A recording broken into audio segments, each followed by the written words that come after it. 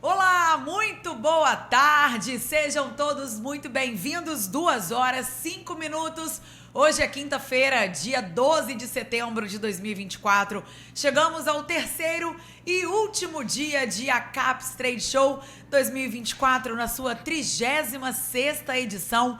Essa feira que já acontece há tantos anos e marca o cenário da economia, do varejo e dos supermercados capixabas.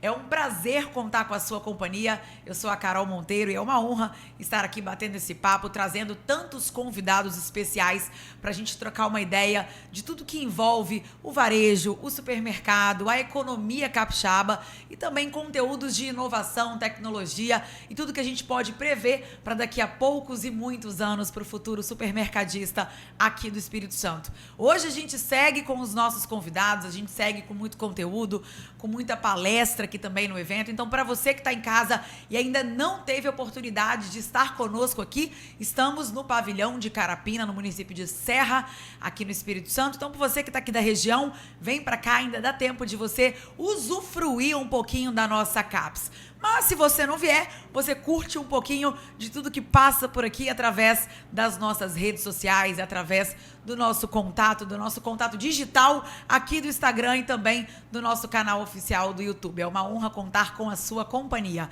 Então vamos, sem muitas delongas, vamos abrir nosso bate-papo dessa quinta-feira. A gente toca nesse assunto que é tão importante. Eu falei que é a pergunta de milhões. É a pergunta que todo empresário gostaria da resposta, né?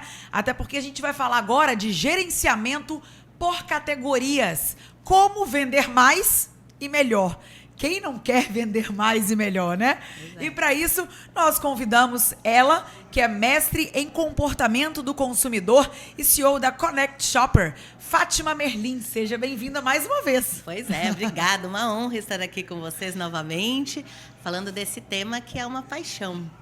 Com certeza. E com a gente também, ele que é consultor de supermercados, já está há anos no mercado, Chico Pinedo Casper. Seja bem-vindo. Muito obrigado, da mesma forma. Muito prazer em estar com Fátima, revendo Fátima depois de uns 30 anos. Lá. Mais que 30, acho. Muito bom. Que bom. Bom, a gente já começa batendo esse papo, porque eu acho que é a pergunta... já tem gente querendo invadir o nosso podcast. Vem cá, presidente. Com toda a honra. Fábio Dalvi, presidente da ACAPS. Muito obrigado, viu? Daqui a pouco você está de volta.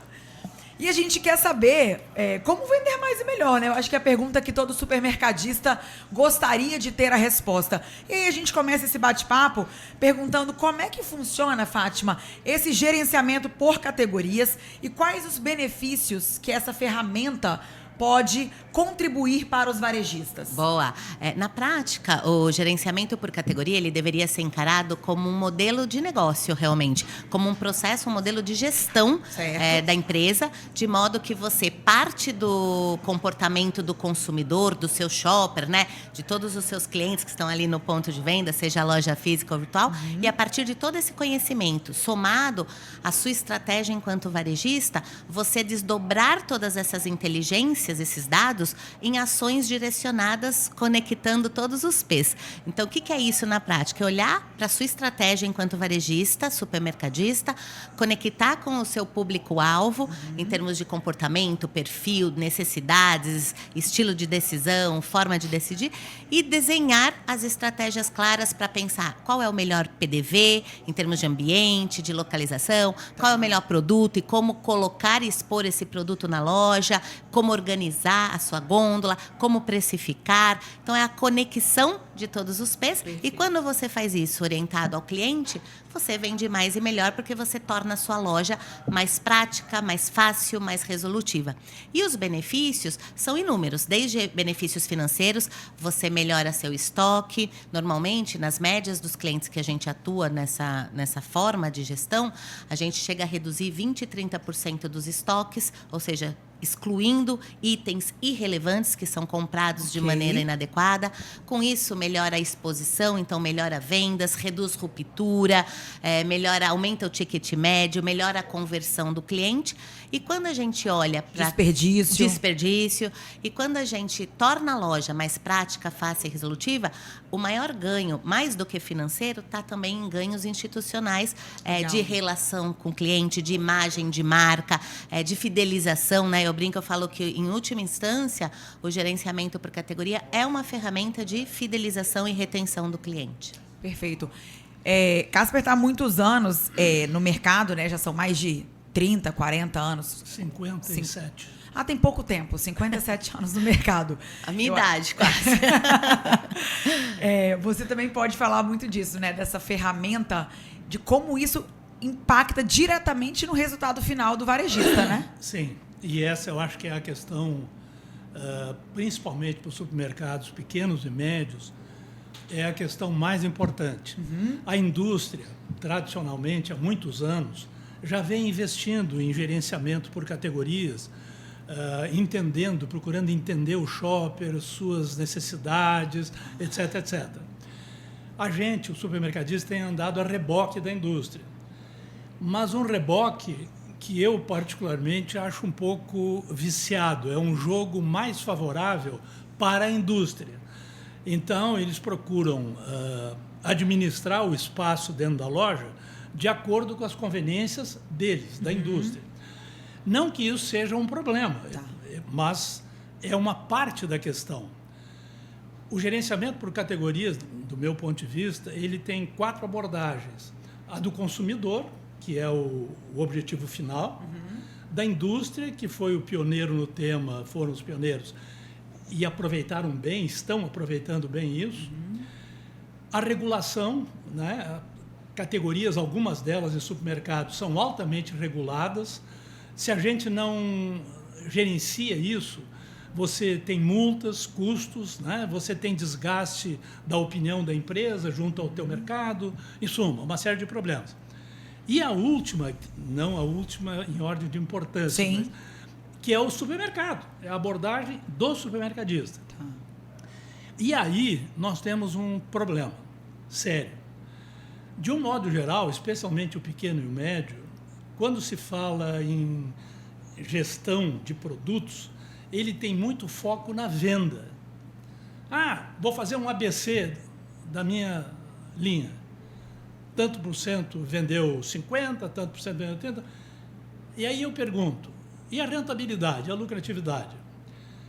Esse excesso de visão na venda dificulta a formação de resultado dentro da loja. Então, eu tenho insistido com eles assim, usem o Pareto, ok? O italiano é excelente, mas façam um ABC bidimensional. Classifiquem os produtos pela venda e classifiquem os produtos pela lucratividade, não em margem, em reais, em moeda. E cruzem os produtos que estão no primeiro time de vendas e, simultaneamente, no primeiro time de lucro, são os produtos, as vedetes do teu negócio. A mesma coisa, os que estão no primeiro time de venda e o segundo de lucro. Ou que estão no segundo de lucro e no primeiro de venda. Ou seja, 4 grupos dos 9 possíveis, AA, AB, BA e BB, representam 80% das vendas e do lucro. Quantos produtos são? 10% do que trabalha. Então, esse é o foco que eu acho que o supermercadista, especialmente o pequeno e médio, tem que dar no gerenciamento por categorias. Quais são os produtos preferenciais do meu negócio? É 10%. E até só para acrescentar um ponto, a gente lá na Connect utiliza um indicador a mais, que é para trazer o shopper para o contexto da relação. Porque, no fim das contas, todo mundo quer vender alguma coisa para alguém. E quem é esse alguém? Seja do lado da indústria ou do lado do varejo, é o shopper. A gente agrega lucro e vendas um dado que chama-se penetração, que é a presença do item no cupom.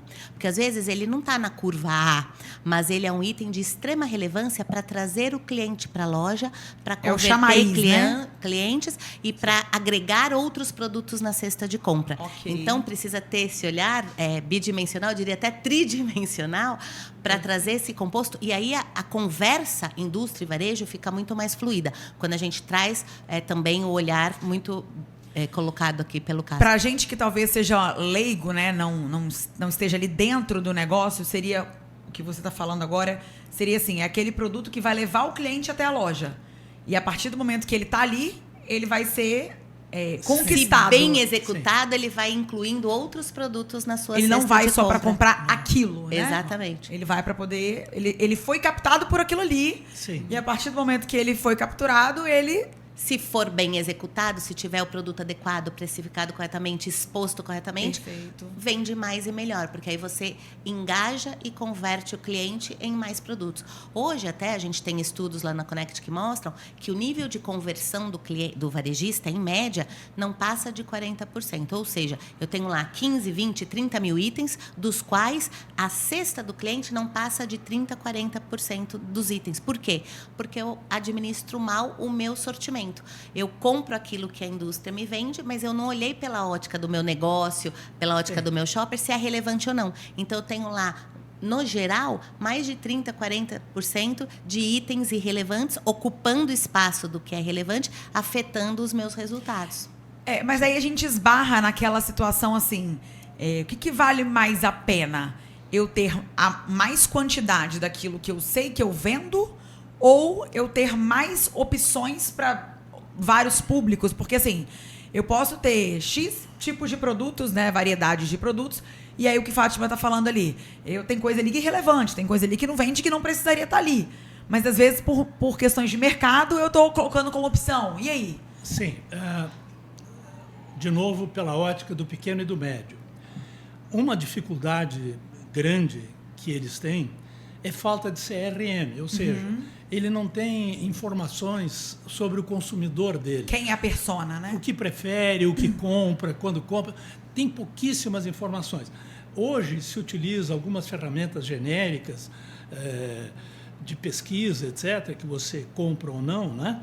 Ou do cartão de crédito, de fidelidade, mas são escassas as informações. Então, o que a Fátima colocou, eu sei que o meu cliente vem comprar fundamentalmente na loja algumas categorias de produtos. Arroz, feijão, óleo... Material de limpeza. Quer dizer, né? E que algumas marcas nessas categorias são as mais notáveis, porque são líderes ou influenciam na formação de preços do mercado, etc.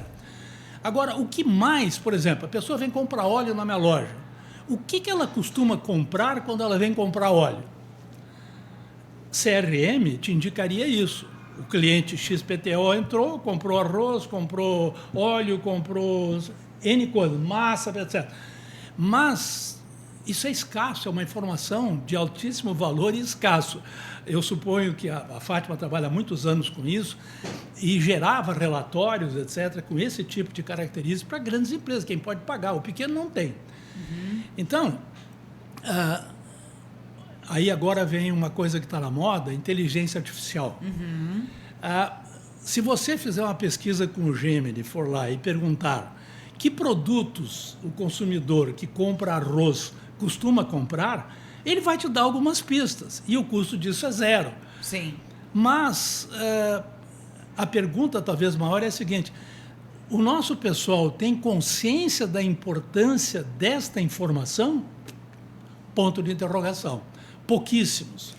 E tem uma questão, hoje, a gente atende muito pequenos e médios lá, por mais que ele não tenha recursos para implantar um CRM ou comprar estudos mais robustos de comportamento do consumidor, existem alguns indicadores internos que eles têm e que é negligenciado e que ajudem muito a definir categorias, que tem a ver com justamente olhar o cupom e o ticket do cliente. Então, todo mundo que vai no varejo, a grande maioria desde a década de 90 para cá, precisa emitir um cupom fiscal. Sim.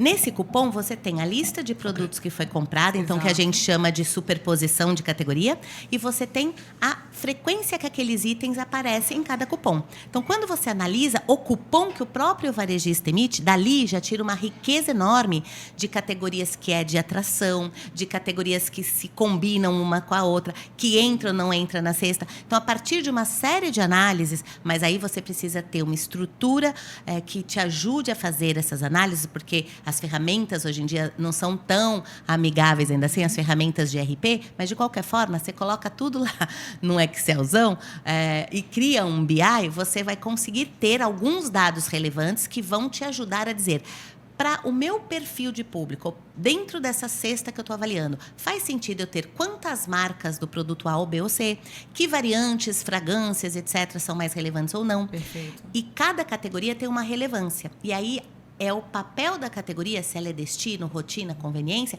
que vai determinar que nível de variedade e de profundidade eu vou dar para cada um. Então, você tinha perguntado, mas Fátima, como que a gente avalia se eu devo ter só o item A ou eu devo ter o A, o B ou o C?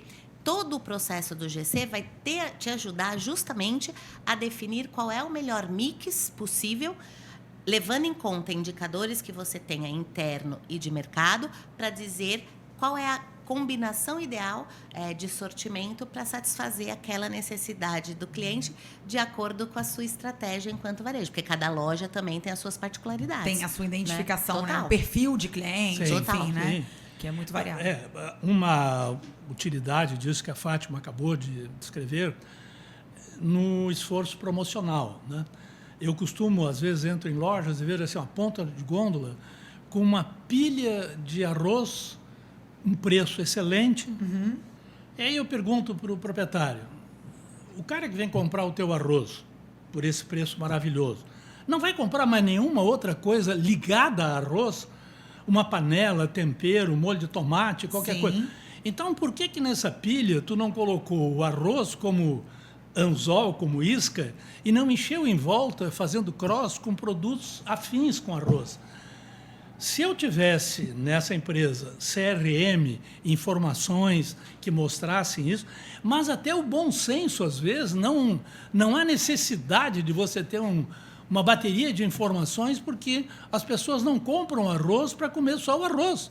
Elas temperam o arroz, elas usam uma panela para botar o arroz. Quer dizer, e aí é onde vem a matriz bidimensional. O arroz é um produto que vende muito? Sim. Contribui quanto com o lucro? Pouco. Está no segundo time de lucro, às vezes no terceiro. Quais são os produtos que me gerariam mais rentabilidade associado ao arroz? Então, eu tenho que ter essa informação e procurar combinar o produto notável que gera tráfego com o produto que me gera rentabilidade. Certo. E que tenha afinidade com aquele produto que eu estou promovendo e que gera tráfego. Eu acho que... Pode falar. Não, eu ia perguntar. E qual o papel do fornecedor e da indústria, na verdade, para que o supermercado obtenha sucesso nesse gerenciamento por categoria? Porque a gente está falando do cliente, do varejista, Sim. Mas e o papel da indústria? A abordagem da indústria. A indústria, na verdade, e aí vale os meus 57 anos de experiência, a indústria, quando chega para conversar com o supermercadista, ela só se preocupa conosco naquilo que há um casamento de interesses. Sim. Fora isso, ela já vem com o plano de rentabilidade daquele produto lá de trás, todo montado, e ela quer vender o máximo possível para fazer dinheiro, tanto quanto nós. Então, nem sempre os interesses coincidem. Sim. O que você tem que fazer? Sentar e negociar. Quer dizer, qual é o ponto de acordo comum em que a indústria abre mão de algumas coisas e eu de outras? Mas eu vou contar assim, um episódio, mudou muito isso, mas há 40 anos atrás, o pessoal da Gillette pagava a saída dos caixas com displays, etc. E um dia eu resolvi fazer as contas de quanto é que eles pagavam por aquele ponto e quanto é que eu fazia de resultado vendendo Gillette, aqueles produtos nas condições que eles queriam. E cheguei à conclusão que era um péssimo negócio. Entre o que tinha de tempo de permanência da mercadoria, tinha 72 lojas, o em 3 investimento, estados. O investimento em estoque que eu tinha um período inflacionário alto, onde você ganhava no overnight. E dinheiro parado, não, era um péssimo negócio. Aí chamei eles e digo, olha, nós vamos ter que rever tudo. Por quê? Então, eu estou chamando a atenção o seguinte, a indústria tem lá a sua estratégia, é a abordagem com foco da indústria. O consumidor Sim. quer tirar de nós o máximo possível, de preferência não pagar nada. Sim. Né? O governo quer criar regras e mais regras, e de preferência que a gente deixe de cumprir para cobrar multas, etc., fazer dinheiro para gastar com bobagem depois. E nós? Nós temos que olhar o nosso lado e o nosso interesse. Perfeito. Então, usa o que a indústria tem de bom? Sim. Procura aproveitar isso para cativar o consumidor? Sim. Mas não perca o foco que você tem que pagar as contas. E, para isso, tem que fazer lucro. Eu vejo um pouco diferente. Em que sentido?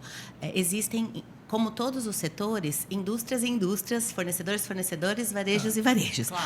A gente vem saindo de um modelo tradicionalmente muito forte do passado, de uma relação transacional de volume, de venda, de um olhar da indústria muito para dentro do negócio, para um modelo mais colaborativo. É uma tendência que não tem como voltar atrás. E essa jornada colaborativa tem muitas indústrias fazendo muita coisa boa para pequenos e médios, que até pouco tempo atrás eram até negligenciados pelas indústrias. Era mais atendido por distribuidor, que não praticava um GC. Sim. Mas, de lá para cá, a gente tem inúmeros modelos de indústrias muito focadas de fato no shopper, buscando parceiros estratégicos que queiram desenvolver a categoria e com um olhar muito do ganha-ganha-ganha de fato. Tá. Né? Então, não dá para dizer que todas as indústrias vão só privilegiar seu próprio negócio. Óbvio que todo mundo quer ganhar mais e melhor, mas ela tem um olhar e um compromisso de fato, desenvolver a categoria com um olhar 360, que a gente fala, Sim. que é sempre olhar conectando shopper, varejista e indústria. Do lado do varejo, tem também alguns desafios e aí eu concordo com o Pinedo, de como eu, varejista, posso construir dentro de casa uma inteligência que garanta as minhas estratégias. O que acontece na prática? A grande maioria do pequeno e médio, principalmente, não tem dados de qualidade, não tem uma estrutura, equipes capazes de gerir e transformar o dado em tomada de decisão, em prática. Falta, às vezes, estrutura, falta equipamento, falta cadastro adequado, né?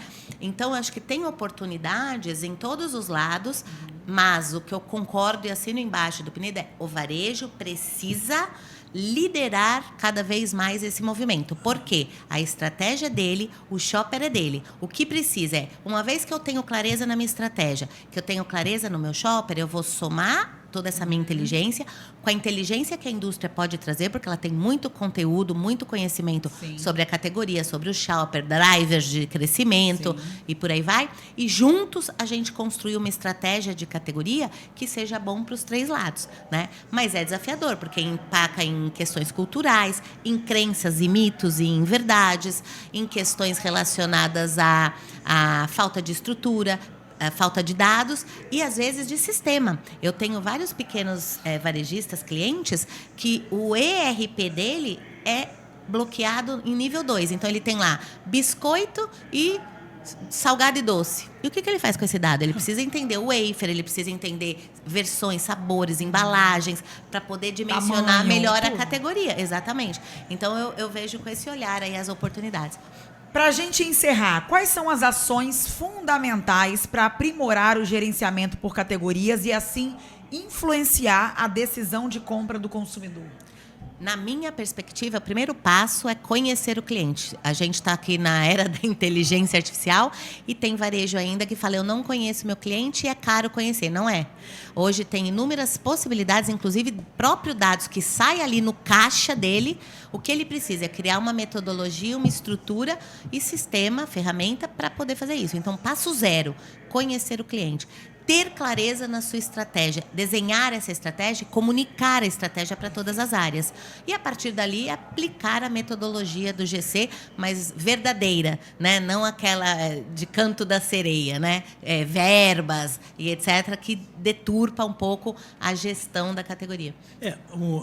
Uma das dificuldades do pequeno e do médio, por exemplo, já reside na classificação dos produtos. Como é que ele vai organizar os 10 mil produtos que ele trabalha? Aí é onde, por exemplo, para que reinventar a roda? Usa todo o know-how da indústria, que já fez isso, vem fazendo há 30 anos, usa isso para fazer a tua árvore mercadológica. Já é um passo que facilite. O molde está pronto, né? Está pronto, então usa isso com alguma adaptação para tu. Segundo, classifique os seus produtos. Quer dizer, isso qualquer ERP faz. Faz um ABC da venda, faz um ABC do lucro, da rentabilidade e cruza. Né? Quer dizer, quem são os mais rentáveis e quem são os que mais venderam. Esse aqui é meu filé mignon, eu tenho que trabalhar, não pode faltar, tem que estar bem exposto. Em suma, tudo o que você vai fazer para valorizar aqueles produtos que agradam o consumidor porque está vendendo muito. E tem que agradar a você fazendo rentabilidade. E uma última coisa que eu quero insistir, assim, que eu vejo muita confusão até hoje, é a mistura entre margem de precificação e rentabilidade. Aí o sujeito, não, bota 40%. Quanto ele vai vender com 40% naquela precificação? Tem que entender que 100% de zero é nada. Quer dizer, não adianta eu botar margem, o que me interessa é em reais no frigir dos ovos. Quantas unidades eu vendi e quanto eu ganhei em cada unidade. E buscar fazer experiências com isso, numa semana trabalhar com um produto a um preço X, quanto eu vendi e quanto eu ganhei. Na outra semana, reduz o preço, vê se aumentou a venda e quanto eu ganhei. Sim. Essa é a pergunta que tem que ser feita a todo momento. Quanto eu ganhei? Porque quem paga a conta não é venda, é lucratividade. Então, essa é uma outra questão também importante, principalmente para o pequeno e para o médio.